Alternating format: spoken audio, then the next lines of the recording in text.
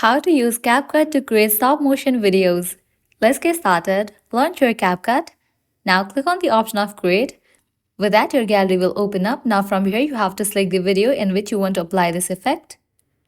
Once you select it, click on Add. Now at the bottom, you're going to find different options. Click on the option of Edit. Now head towards the option of Style. Over here, you will be able to find different options. Scroll to the right.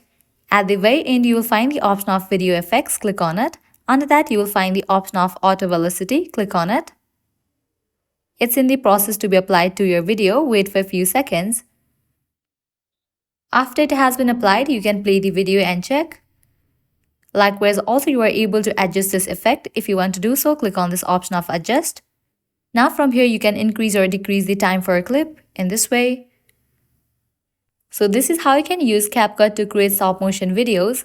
At the end, if you guys find this video helpful, don't forget to like, share and subscribe to our channel. Thank you.